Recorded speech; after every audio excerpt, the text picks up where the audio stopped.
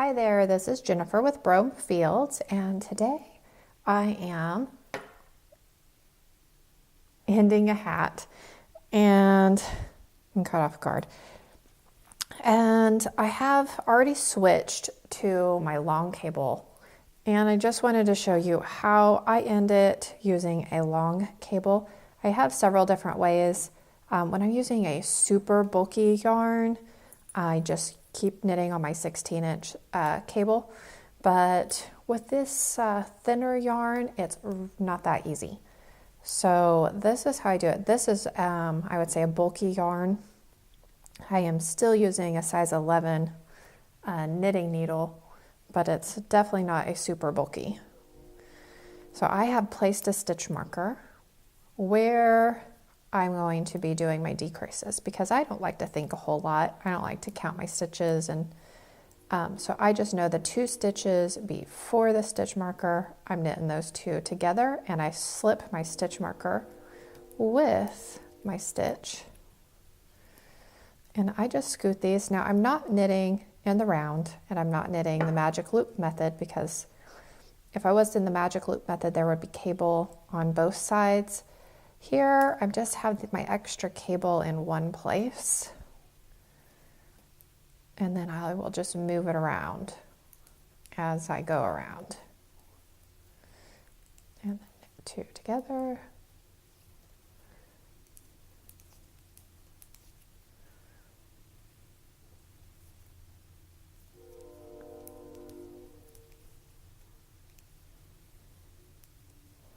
And try not to lose that stitch marker. That's when I usually lose it. I drop it in my lap, or it goes under my desk or couch or something. The dog gets it. Cat, if you have cats. We do not have a cat anymore. Our cat passed away. I would say it's been over a year now. We've been catless. I don't know if I would really call him a cat anyways. He was kind of, we call him a cat dog. He was very aggressive. Not towards us though, but we had lived out on the farm for a while, and he would chase off the bobcats. So I'm still just knitting 2 together right before the stitch marker. And you have to move this around. I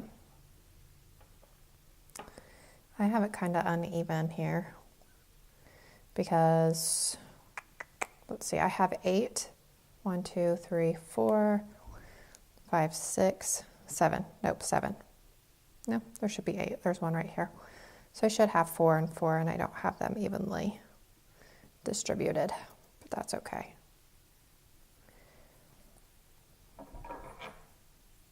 Oh, see, I just lost my stitch marker. Thankfully, it didn't go far. And then I'm just going to pull this. Well, that's not how I've been doing it, though. Except that would be knitting in the magic loop method. I like this because I don't create gaps where I'm working. And this gap here is very minimal. It is a little, you could use a shorter cable. I do have a 24-inch, and I just don't feel like that's quite long enough.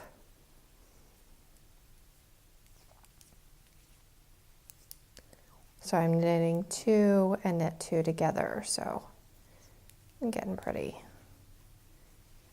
fairly few stitches on here.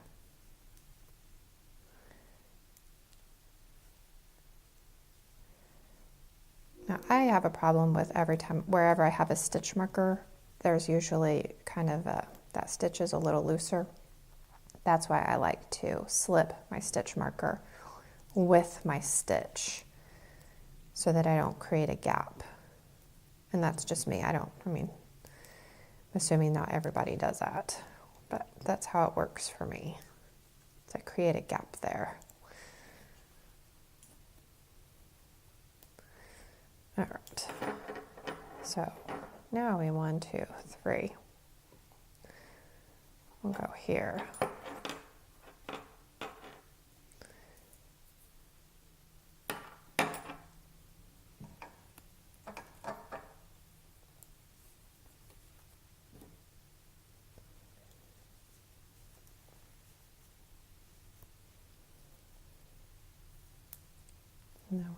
one and knit two together, knit one, knit two together,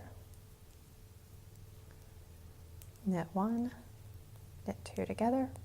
At this point it goes really quick, like you're done before you know it.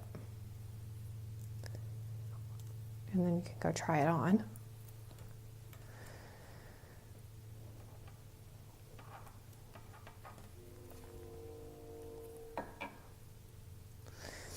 Well, and if you're me, you've already tried it on like 4 or 5 times, actually.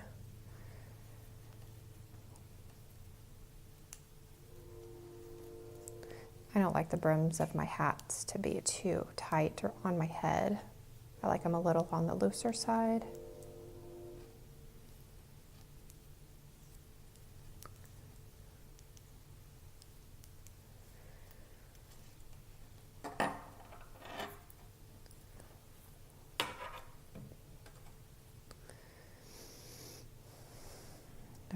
I'm just going to pick a different place since I don't have it evenly.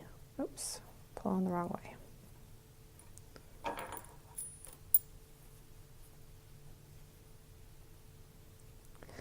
So now that I do have a fewer stitches on here, I'm going to go ahead and I am going to switch to the magic loop method. And that means that I have this cable on both sides.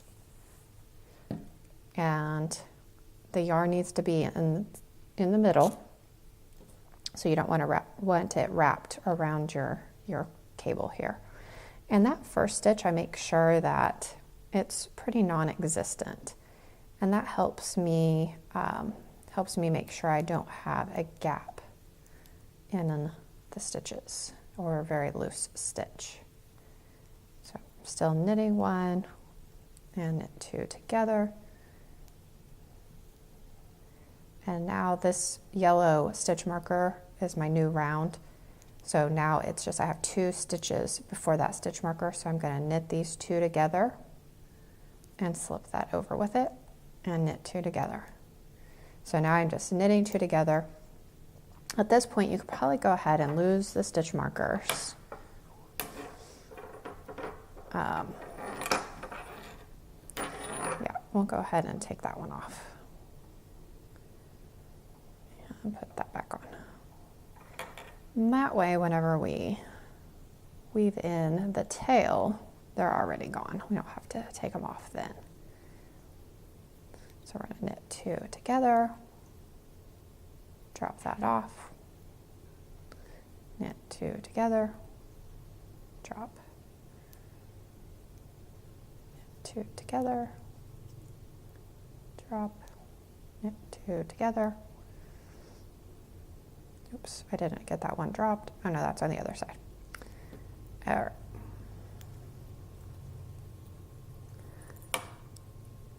And we're going to pull and push. And I'm going to pull this through, leaving my yarn in the middle. Pull that tight. And we're going to knit these 2 together. And drop, knit 2 together, and drop. So that is the beginning of our round. Oops. All right, so now I'm going to go ahead and cut my tail.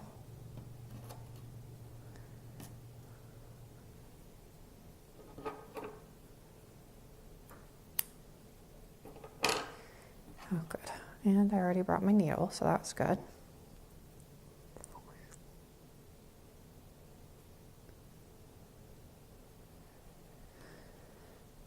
Alrighty.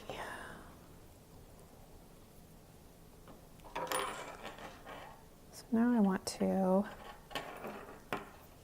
get my needle, get my yarn out of the way, and get that loop out of there. Now, I cheat a little bit because these are interchangeable. I go ahead and I take my needle off. I put my darning needle inside there and I just push it through. and then I can grab my needle and pull my yarn. I don't pull too tight yet, because if I do, then I won't be able to get my needle off or cable off here.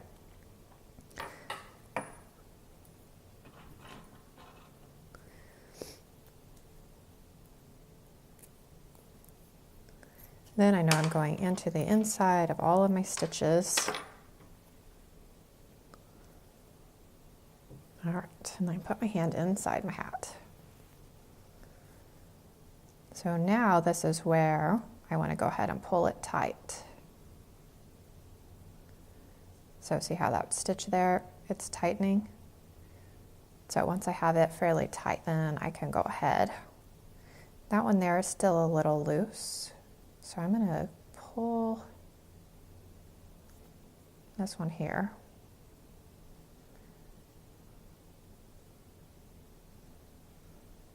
Go ahead and pull it a little bit more.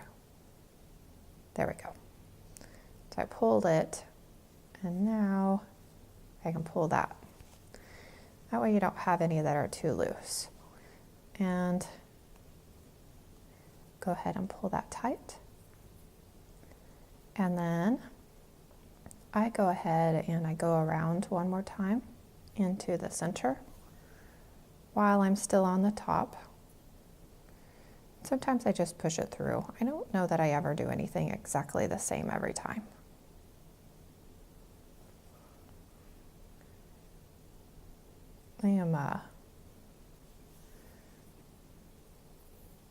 Yeah, I just like to do things a little different.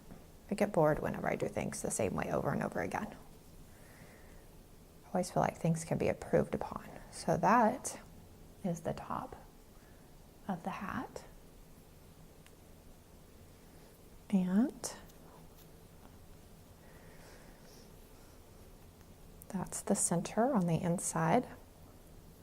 And then I go ahead and I wrap it around inside here.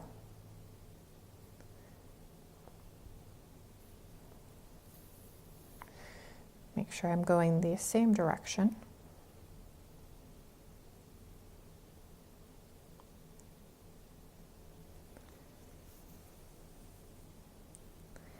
And then to end it, I didn't bring my felting.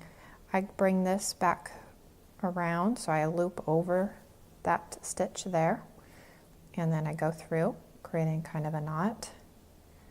And then I will, I usually felt this.